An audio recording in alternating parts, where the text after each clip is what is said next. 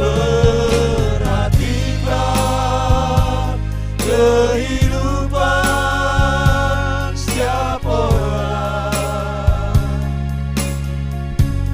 yang sudah rusak, dibetulkan dengan penuh kasih sayang. Yesus perhatikan setiap tetesan air mata. Dia mengenal hatimu yang penuh penyesalan dosa.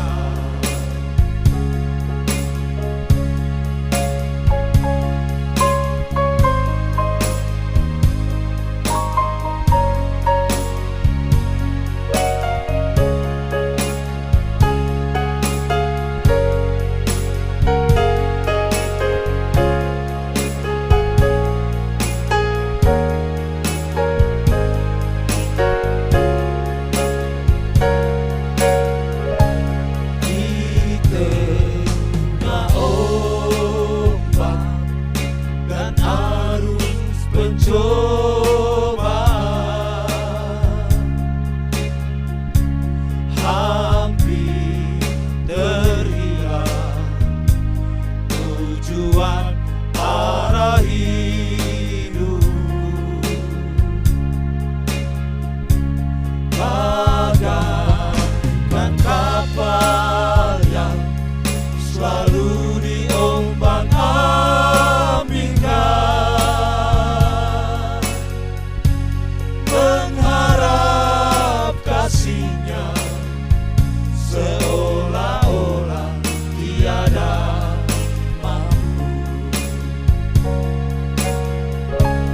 Yesus perhatikan kehidupan setiap orang yang sudah rusak, dibetulkan dengan penuh kasih sayang. Yesus perhatikan tiap tetesan air mata. Dia mengenal hatimu yang penuh penyesalan dosa. Yesus perhatikan kehidupan setiap orang yang sudah rusak, dibetulkan dengan penuh kasih sayang. Yesus perhatikan setiap tetesan air mata. Dia mengenal hatimu yang penuh penyesalan dosa.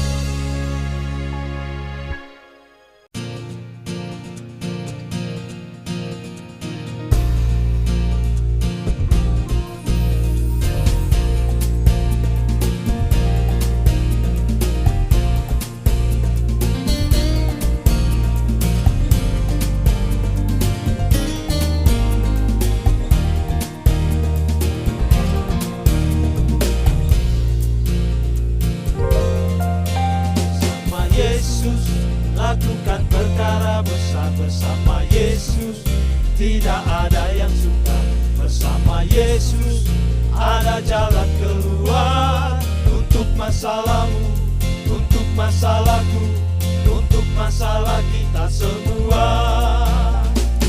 Yesus, anak domba Allah, juru selamat umat manusia. Yesus, tabib yang ajaib, Dia menyembuhkan, Dia menguduskan, Dia membenarkan, Dia Raja segala raja.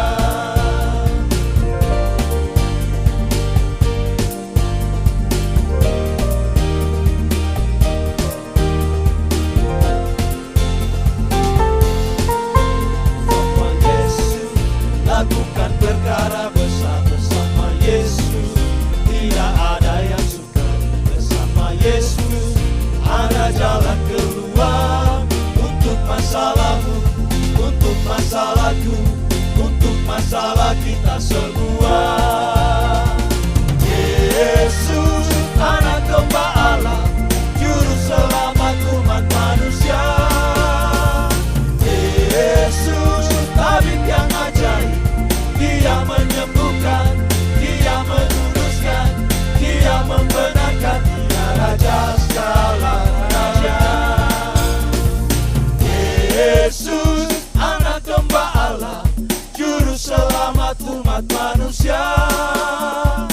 Yesus, tabib yang ajaib, Dia menyembuhkan, Dia menguruskan, Dia membenarkan, Dia Raja segala raja. Yesus, anak domba Allah, juru selamat umat manusia. Yesus, tabib yang ajaib, Dia menyembuhkan, Dia menguduskan, Dia membenarkan, Dia Raja segala raja.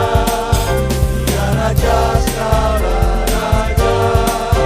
Dia Raja segala raja.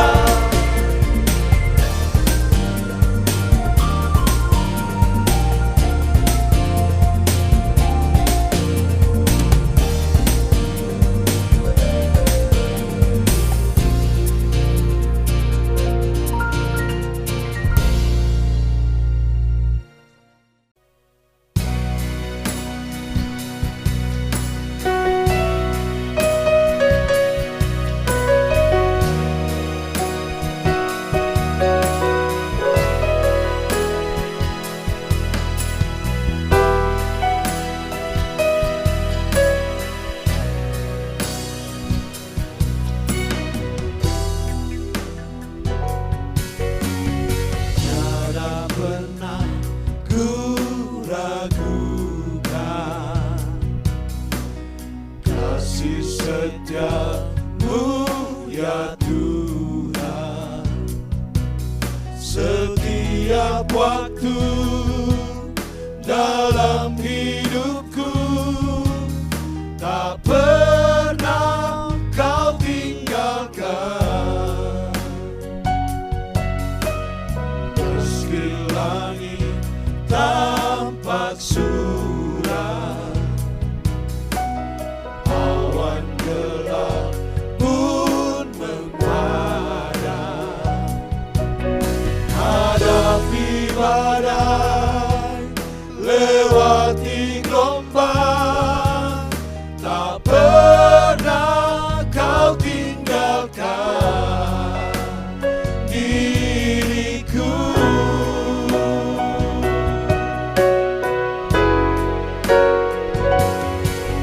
Walau seribu lebah di sisiku,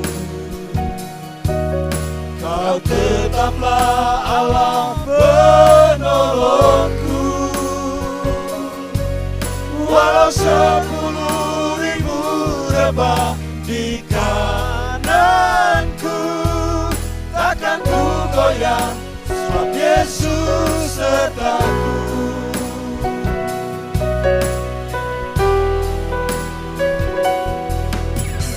Tiada pernah ku ragukan kasih setia-Mu ya Tuhan.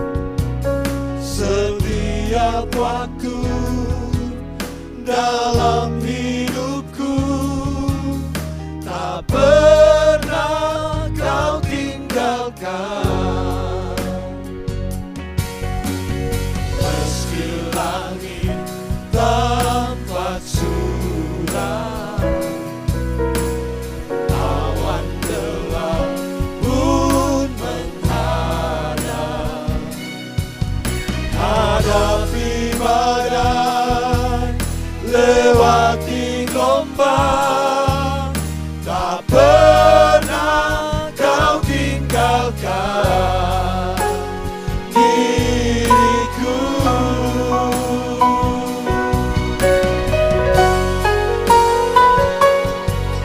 Walau seribu rebah di sisiku, kau tetaplah Allah penolongku. Walau 10.000 rebah di kananku, takkan ku goyah, sebab Yesus sertaku. Walau 1000 rebah di sisiku, kau tetaplah Allah penolongku. Walau 10.000 rebah di kananku, takkan ku goyah, sebab Yesus sertaku. Takkan ku goyah, sebab Yesus sertaku. Takkan ku goyah, sebab Yesus sertaku.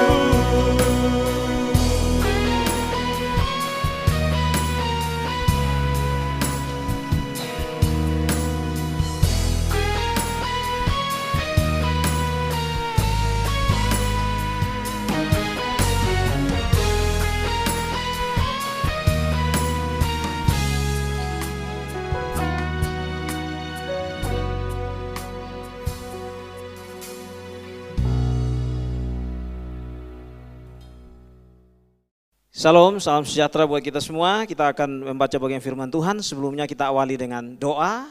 Mari kita berdoa. Allah yang kami sembah di dalam nama Tuhan Yesus, kami bersyukur padamu ketika hari ini kami diizinkan untuk merenungkan bagian firman-Mu. Kuduskan kami, berkati kami, pakai kami semua menjadi saluran berkat-Mu. Biarlah kami hidup tidak hanya menjadi pendengar, tetapi juga menjadi pelaku dari firman-Mu. Di dalam nama Tuhan Yesus kami sudah berdoa, bersyukur dan siap untuk mendengarkan kebenaran firman-Mu. Haleluya, amin. Bapak Ibu Saudara sekalian yang Tuhan Yesus kasihi, kita boleh diizinkan Tuhan untuk membaca bagian firman Tuhan di hari ini yang terambil di dalam Injil Yohanes pasalnya yang ke-19, ayatnya yang ke-17 sampai ayat yang ke-21 dengan judul Yesus disalibkan. Saya akan membacanya dan Bapak Ibu silakan menyesuaikan. Sambil memikul salibnya, ia pergi keluar ke tempat yang bernama tempat tengkorak, dalam bahasa Ibrani Golgota. Dan di situ ia disalibkan mereka, dan bersama-sama dengan dia disalibkan juga dua orang lain, sebelah menyebelah, Yesus di tengah-tengah. Dan Pilatus menyuruh memasang juga tulisan di atas kayu salib itu berbunyi, Yesus orang Nazaret, Raja orang Yahudi. Banyak orang Yahudi yang membaca tulisan itu, sebab tempat di mana Yesus disalibkan letaknya dekat kota, dan kata-kata itu tertulis dalam bahasa Ibrani, bahasa Latin, dan bahasa Yunani. Maka kata imam-imam kepala orang Yahudi kepada Pilatus, jangan engkau menulis Raja orang Yahudi, tetapi bahwa ia mengatakan, aku adalah Raja orang Yahudi. Puji Tuhan Bapak Ibu Saudara yang dikasihi dalam kasih Kristus, kita masih ada dalam momen Paskah di hari ini, hari yang sangat istimewa, karena ini adalah hari di mana kita memperingati salah satu hari yang sangat penting dalam kekristenan, yaitu Hari Raya Paskah. Di dalam sejarah dan tradisi Yahudi ada 3 hari raya besar yang sangat dikenal, dan 3 hari raya besar itu adalah Hari Raya Sukot, Hari Raya Pondok Daun, tetapi juga hari raya yang sangat istimewa bagi sejarah orang Yahudi adalah Hari Raya Paskah. Dan di dalam perkembangan kekristenan, Hari Raya Paskah dijadikan menjadi satu hari raya yang sangat penting juga dengan makna yang merupakan pengembangan daripada makna dalam pengertian orang Yahudi. Bapak Ibu Saudara yang dikasihi dalam kasih Kristus, hari ini dalam renungan kita yang saya sudah dasari dengan bacaan firman Tuhan dalam Yohanes pasal 19 ayat 17 sampai ayat 21, saya mengawalinya dengan lebih dahulu menjelaskan sedikit pemahaman mengenai apa itu Paskah. Karena kita semua dengan menyesuaikan ibadah di rumah masing-masing, maka penting untuk kita mengerti apa sesungguhnya Paskah itu. Bapak Ibu Saudara, dalam sejarah Yahudi di mana hari raya Paskah adalah hari di mana mereka memperingati peristiwa ketika Tuhan mengizinkan mereka keluar dari tanah Mesir setelah 400 tahun mereka diperbudak di sana. Dalam perjalanan itu atau dalam kisah ketika mereka hendak berjalan, mereka mengalami pengalaman yang sangat berat ketika Tuhan mengizinkan mereka untuk mengadakan hal yang tidak biasa mereka lakukan, yaitu mereka harus memotong atau menyembelih domba dan memakannya sampai habis, tetapi juga menu yang mereka gunakan untuk makan yaitu adalah roti yang tidak beragi. Dan ketika pengalaman itu mereka nikmati, itu menjadi sebuah sejarah yang sampai ketika mereka masuk tanah Kanaan pun mereka mengingatkan itu pada generasi mereka yang selanjutnya. Bapak Ibu Saudara, ketika pengorbanan anak domba untuk mereka nikmati dalam momen ketika mereka akan berangkat itu, maka anak domba yang disembelih atau yang dikorbankan itu menunjuk kepada bayang-bayang mengenai korban Kristus. Maka Yohanes di dalam awal Injil ini dia mengatakan bahwa lihatlah anak domba Paskah. Maka sebutan anak domba Paskah itu sesungguhnya adalah penggenapan dari apa yang dilakukan di dalam periode perjanjian lama. Bapak Ibu Saudara, kita kemudian mengantar atau menuju kepada sebuah pertanyaan sederhana. Apa yang sebenarnya menjadi menarik ketika Yesus harus mati dengan cara disalibkan? Bapak Ibu Saudara, dengan cara atau dengan model begitu banyak cara orang bisa menempuh yang namanya kematian. Baik itu kematian yang memang sudah ajalnya atau kematian yang disengaja. Dan yang menarik adalah bahwa kematian Yesus adalah kematian yang tidak biasanya. Karena kematian yang dilaluinya dengan sebuah pengalaman yang sangat pahit. Dan itu adalah kematian paling terhina dalam sejarah peradaban dunia, khususnya sejarah Yahudi yang kemudian kita boleh baca dalam hari ini. Ternyata Bapak Ibu, di dalam bacaan yang kita baca ini, Yesus disalibkan tidak jauh dari kota. Yesus disalibkan masih dekat, dan itu berarti kita bisa membayangkan ada begitu banyak orang yang pada saat itu menyaksikan Yesus digiring berjalan menuju ke tempat yang sesungguhnya sangat berat, yang sering orang sebut jalan Via Dolorosa. Bapak Ibu Saudara, dalam perjalanan Yesus menuju kepada puncak di mana dia akan disalibkan, itu adalah perjalanan terberat Yesus selama dia berusia sekitar 3,5 tahun melayani orang-orang yang ia kasihi.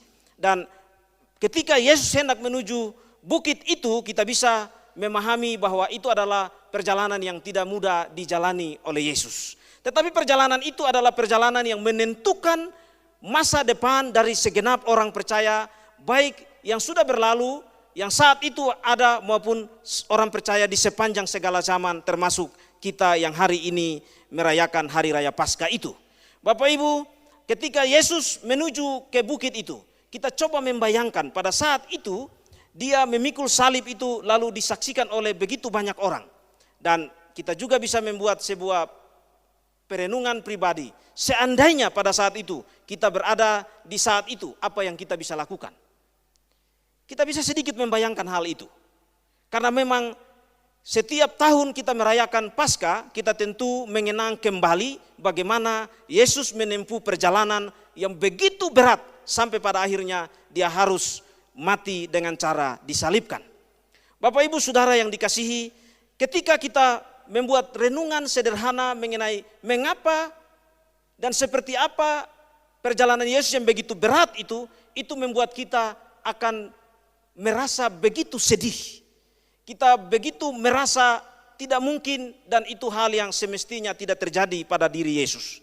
Seorang yang sangat baik, dia begitu berwibawa, dia begitu hebat, dia mengerjakan begitu banyak pekerjaan, dia mengajar begitu baik, dan kita bisa melihat bagaimana kuasanya yang dinyatakan, mujizat orang mati dibangkitkan, orang tuli mendengar, orang buta melihat, orang lumpuh berjalan. Itu membuat Yesus dikagumi begitu banyak orang, dan dia begitu luar biasa. Kata-katanya yang begitu menyejukkan, kata-katanya yang begitu membuat orang terkesima. Ternyata dia sekarang harus berhadapan dengan sebuah masa atau sebuah situasi yang sangat tidak enak. Bapak Ibu Saudara, di sini kemudian mengantar kita untuk berpikir sejenak.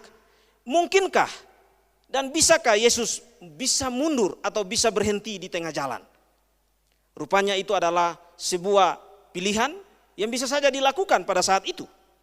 Karena Yesus punya banyak cara. Tetapi yang terjadi justru Yesus menempuh jalan itu sampai selesai. Nanti Bapak Ibu baca misalnya di dalam ayat-ayat selanjutnya, di dalam Injil yang sama, dalam pasal yang sama, Yesus kemudian ketika disalibkan, dia berkata semuanya sudah selesai. Tete lestai. Bapak Ibu Saudara, mendasari bagian ini saya ingin untuk menjadikan renungan ini untuk lebih menekankan tentang benarkah Yesus disalibkan dan mati dan kemudian bangkit. Karena itu adalah poin penting dalam momen Paskah.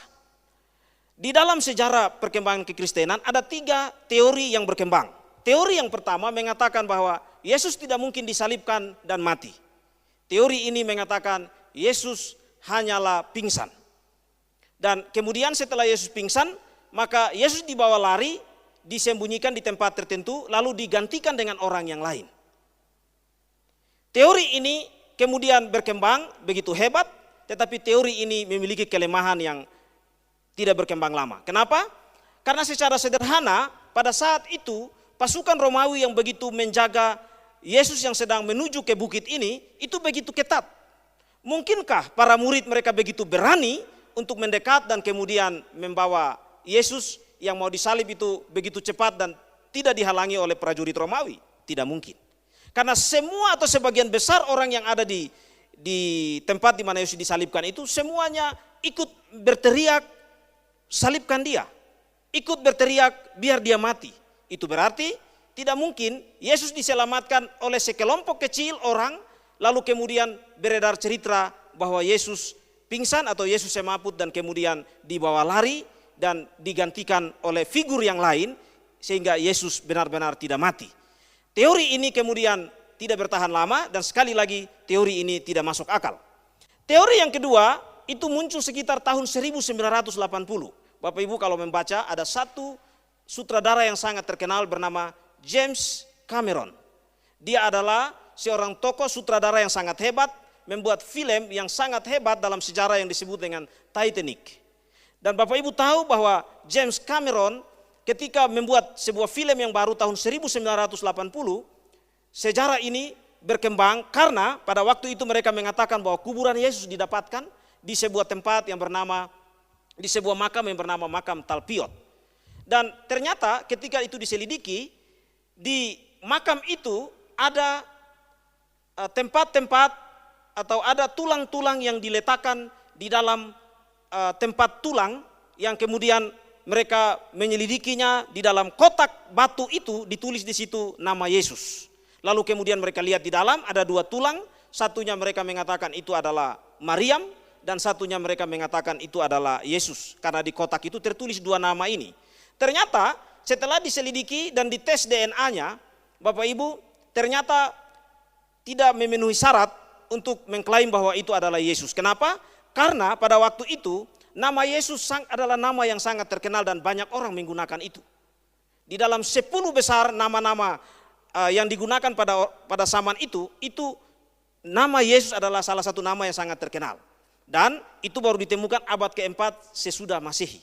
Ternyata sebelum itu, abad pertama tahun 20 sebelum Masehi sampai tahun 70 sesudah Masehi, barulah diketemukan bahwa orang yang meninggal itu mereka dibiarkan 1 tahun dulu dikubur, lalu kemudian kuburan nanti tulangnya sudah tinggal tulang, mereka akan dipindahkan ke yang di dalam studi Alkitab disebut dengan abiutur atau abiutori. Dan ternyata tulang-tulang itu diletakkan, mereka mulai selidiki. Bapak Ibu Saudara, film ini sangat hebat dan terkenal pada tahun 1997-98 di Amerika, dilarang di India, tapi di Eropa berkembang, dilarang masuk Indonesia. Dan ternyata diselidiki, mereka mengatakan bahwa Yesus dikuburkan, tetapi kuburnya dibawa lari oleh para murid, disembunyikan di tempat yang disebut dengan makam Talpiot itu. Ternyata Bapak Ibu, sejarah ini juga tidak bertahan lama. Kenapa tidak bertahan lama? Karena sederhana sekali. Kalau memang Yesus dibawa lari dan dikuburkan di kuburan yang baru itu, pertanyaannya siapa yang bawa lari? Karena murid-murid mereka ketakutan waktu Yesus disalibkan dan mereka semua sudah sembunyi masing-masing.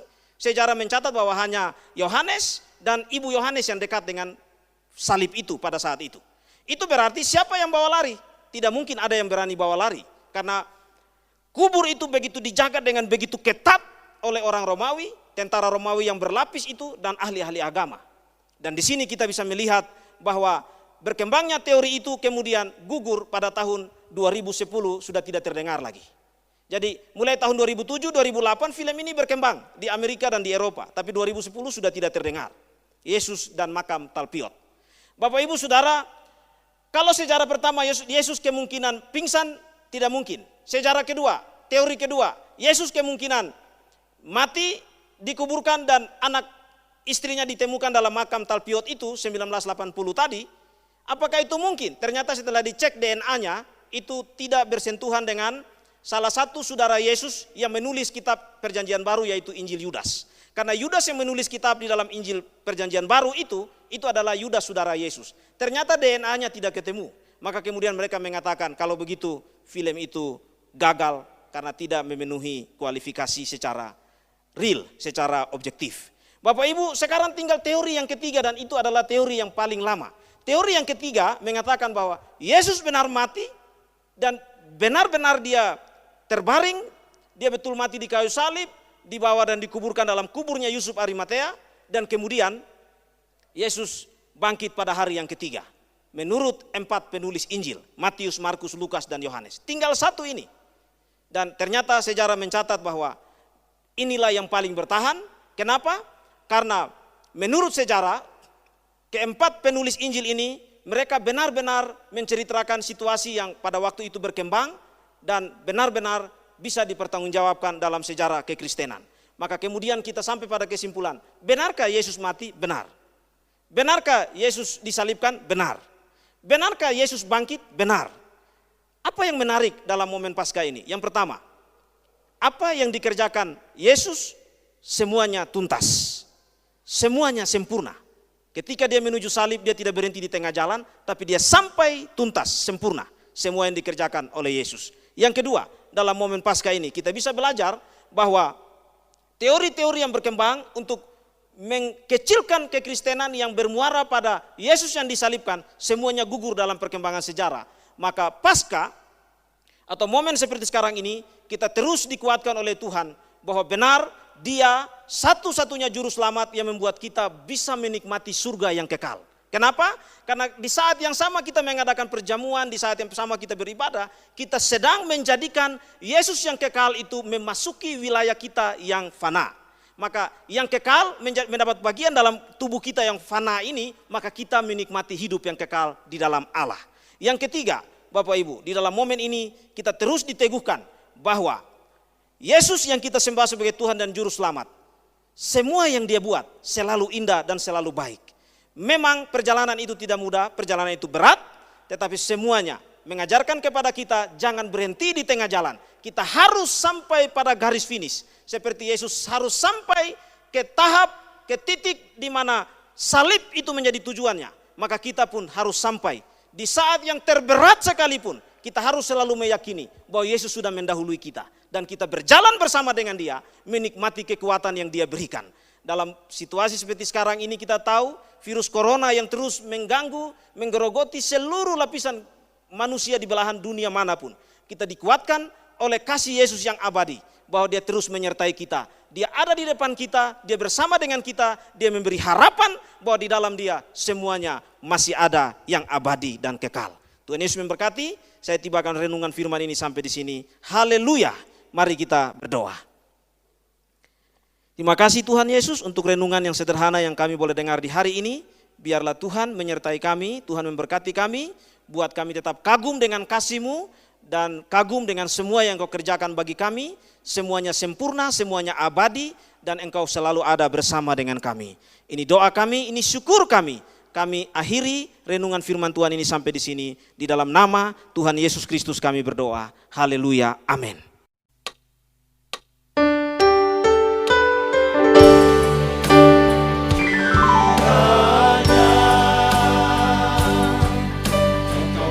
Berkati aku berlimpah-limpah dan memperluas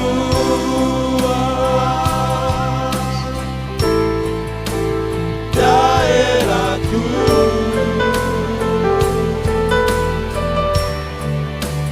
dan kiranya tangan-Mu menyertai aku dan melindungi aku daripada malapetaka, sehingga kesakitan